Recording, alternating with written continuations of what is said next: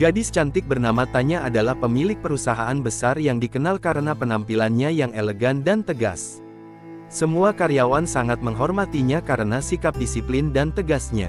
Suatu pagi, saat Tanya hendak naik lift, seorang pria berkacamata besar dengan tanpa rasa malu tiba-tiba muncul dan menyerobot masuk ke dalam lift yang sedang dinaikinya.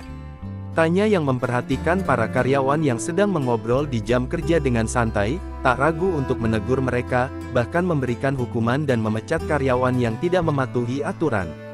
Pria berkacamata tersebut, yang ternyata adalah karyawan baru, diam-diam mengamati Tanya. Tiba-tiba, Tanya memberikan tugas lembur kepadanya untuk menyerahkan laporan pagi itu.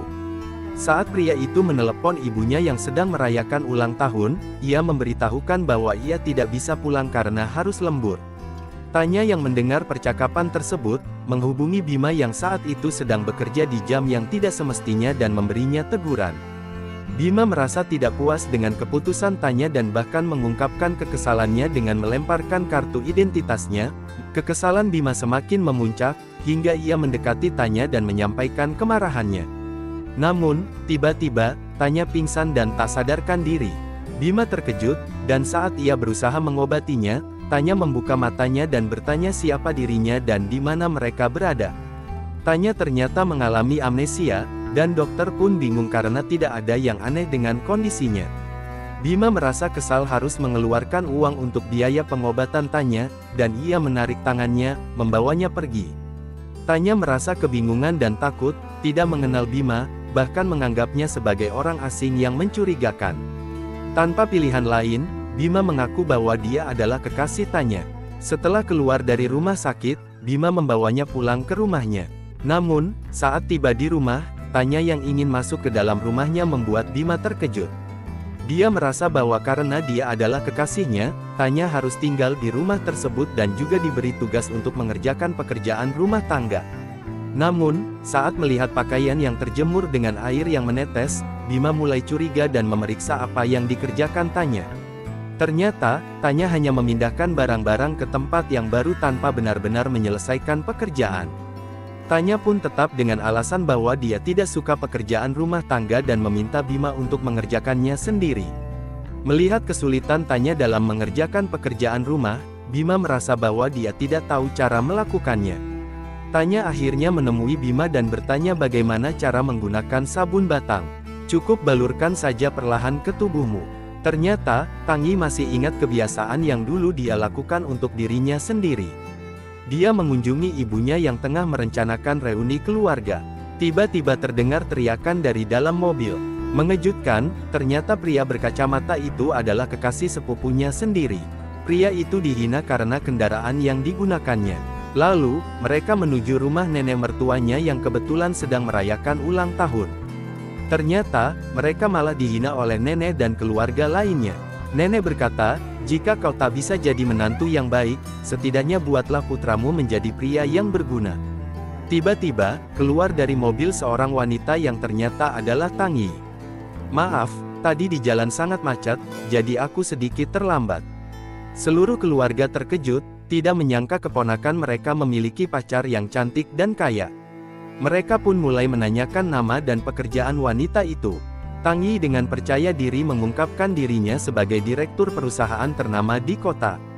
Sang pria yang sombong langsung mencari informasi di internet untuk memastikan kebenaran cerita Tangi, dan ternyata informasi itu benar. Semua orang terkejut saat melihat wajah Tangi yang mirip dengan CEO perusahaan ternama itu. Pada pagi hari, Tangi yang sedang tidur terbangun mendengar suara pria berkacamata yang sedang berbicara. Ternyata, pemilik kos datang untuk menanyakan soal pembayaran sewa. Pemilik kos memberinya waktu 2 hari untuk melunasi uang sewa. Tangi yang tidak tega melihat pria berkacamata datang dengan selembar kertas, berlari untuk memberitahunya, namun ia terpeleset dan pria itu sigap menangkapnya. Beruntung, Tangi akhirnya mendapat pekerjaan sebagai pelayan di restoran mewah. Namun, karyawan lain tidak terlalu menyukainya. Suatu hari, Tangi tanpa sengaja menjatuhkan piring di restoran, dan sang manajer langsung marah padanya. Saat pria berkacamata datang untuk menjemputnya pulang, Tangi sedang menemani pelanggan dan tidak ingin gajinya dipotong. Ia pun terpaksa menerima hukuman dari manajer. Ketika Tang Yi ingin mengganti minumannya dengan teh hangat, manajer malah memarahinya dan memaksanya untuk terus minum. Tiba-tiba, pria berkacamata datang dan menghentikan Tang Yi. "Sudah malam, ayo pulang. Kalau kau terus di sini, aku akan pecat dia." Namun, siapa sangka, pria berkacamata itu malah mengancam Tang Yi lebih lanjut. Tang Yi terkejut dengan perlakuannya. "Maaf, karena kesalahanku. Sepertinya kau harus kehilangan pekerjaanmu." Tang Yi menjawab, "Tidak masalah, ini memang salahku." Tanpa sengaja, Tang Yi mencium pipi pria itu, yang membuatnya terkejut. Malam itu menjadi malam yang tak terlupakan bagi pria tersebut. "Ya Tuhan, apa yang aku pikirkan? Sepertinya aku sudah gila karena wanita ini." Keesokan malamnya, pria berkacamata mengajak Tang Yi jalan-jalan di jembatan dan menceritakan bahwa Tang Yi adalah wanita kedua yang dia ajak ke sana. Tang Yi bertanya, "Jika aku yang kedua, lalu siapa yang pertama?" "Orang itu adalah ibuku." Sambil bercerita, Tang Yi pun bertanya tentang bagaimana dirinya dahulu, seperti apa sifat dan karakternya. Pelan-pelan, pria itu menjelaskan sambil mengenang perlakuan Tang Yi yang dulu, yang lembut dan sangat baik. "Kau adalah wanita yang sempurna, terlihat tangguh dan sangat bahagia." Tiba-tiba, sekelompok orang dengan tongkat datang mendekat. Tampaknya, ancaman sedang mendekati Tang Yi dan pria itu. "Siapa kalian? Apa yang kalian inginkan? Memanggil namaku seolah aku tak ingin dikenal." Mereka tampak tidak suka dengan Tang Yi dan berniat membunuhnya. Malam itu, saat mendengar ancaman dari orang-orang jahat tersebut, pria berkacamata segera bergerak untuk melindungi Tang Yi. "Cepat pergi," aku bilang. Dengan penuh keberanian, dia berlari, berusaha menghalangi mereka agar tidak mengejar Tang Yi. Namun, ia terus dipukuli tanpa ampun. Pria itu akhirnya pulang dengan wajah penuh luka dan memar. Setibanya di rumah, ia mendapati Tang Yi tidak ada di tempat. Beberapa hari kemudian, saat pria itu sedang bekerja, ia terkejut saat mengetahui bahwa Tang Yi sudah kembali dan ingatannya pulih. "Hei, bukankah dia sudah lama menghilang? Bagaimana bisa dia tiba-tiba kembali?" Tang Yi kembali ke perusahaan dengan ingatan yang pulih, dan semua staf serta karyawan menyambut kedatangannya. Termasuk pria berkacamata yang tampak sangat memperhatikannya. "Selamat datang kembali, Ketua Tang Yi," kata mereka dengan hormat, berharap Tang Yi mengingat dirinya. Namun, yang mengejutkan, Tang Yi malah tidak menyapanya dan terkesan cuek. Pria itu sangat kecewa, lalu bergegas menemui Tang Yi dan bertanya, "Sekretaris, siapa yang mengizinkanmu masuk?" Tang Yi dengan penuh emosi berkata, "Tidak apa-apa, kamu saja yang keluar sebentar." Pria itu pun marah dan berkata, "Sepertinya aku tidak perlu memberitahumu kemana saja aku harus pergi." Tang Yi tampaknya sudah merasa lelah dengan semua kejadian yang menimpanya, hanya bisa diam dan merasa bersalah, meminta maaf tanpa bisa mengungkapkan maksudnya. "Aku tidak bermaksud memanfaatkanmu," kata pria itu, namun Tang Yi menolak penjelasannya. "Katakan padaku, kau mau uang berapa?" Pria itu merasa direndahkan dan pergi meninggalkan ruangan itu. Tang Yi terlihat sangat sedih, mengingat kejadian malam itu. Ketika dia ketakutan dan terjatuh dari tangga, saat sedang asyik berbicara di telepon, tiba-tiba dia melihat seorang pria dengan jaket kulit yang memiliki niat buruk terhadapnya. Ternyata, penjahat itu berusaha memeriksa mobil Tang Yi, namun mobil itu sudah tidak ada. Tang Yi berhasil melarikan diri dari penjahat tersebut yang berniat mencelakainya. Itulah yang akhirnya membawa Tang Yi ke pinggir laut. "Malam itu, aku tak ingin melibatkanmu jika aku dekat denganmu. Karena jika itu terjadi, aku tak segan-segan menghabisi mereka semua," ujar pria itu. Bahkan, dia mulai menerapkan aturan baru, yaitu larangan makan atau sarapan di kantor. Semua orang mulai merasa ada yang berbeda dengan Ketua Tang Yi belakangan ini. Mereka merasa ragu, apakah itu benar-benar Ketua Tang Yi yang asli.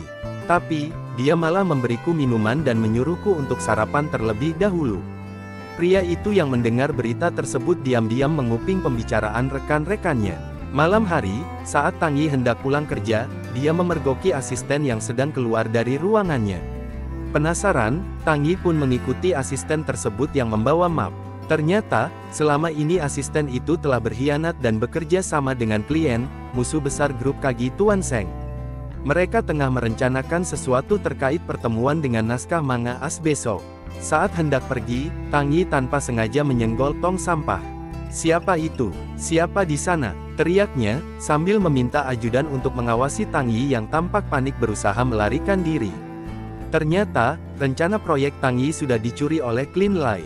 Semua orang bertepuk tangan menyambut kabar gembira tersebut. Asisten berpura-pura tidak tahu apa-apa dan bahkan dengan bangga memuji keberhasilan itu, sementara mereka memutuskan untuk menjalin kerjasama hingga 10 tahun ke depan. Musuh besar Tang Yi terlihat sangat senang. Namun, yang lebih mengejutkan adalah kehadiran Semul di sana. Tang Yi ingin menyampaikan sesuatu dan dengan tegas menyatakan bahwa dia tidak layak bekerja sama dengan musuhnya. Dia pun tidak segan-segan mengungkapkan bahwa proyek tersebut adalah miliknya yang telah dicuri.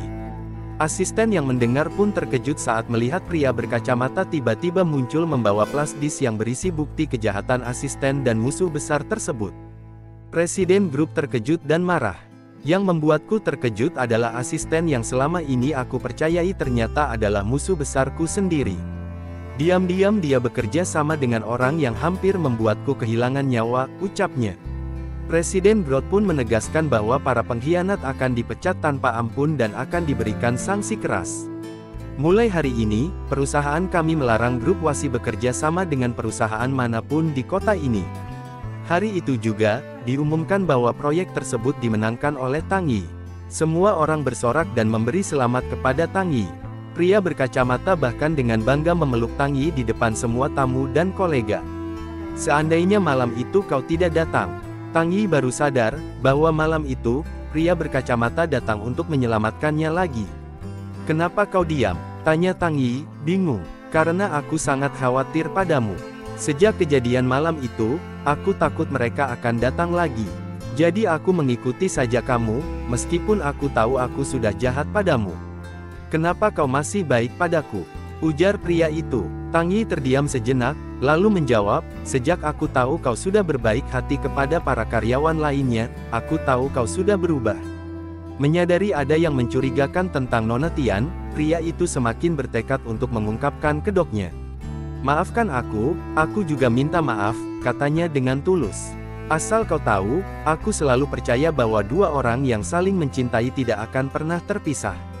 Tang Yi tersenyum, lalu pria itu melanjutkan, "Jadi, tunggu apa lagi?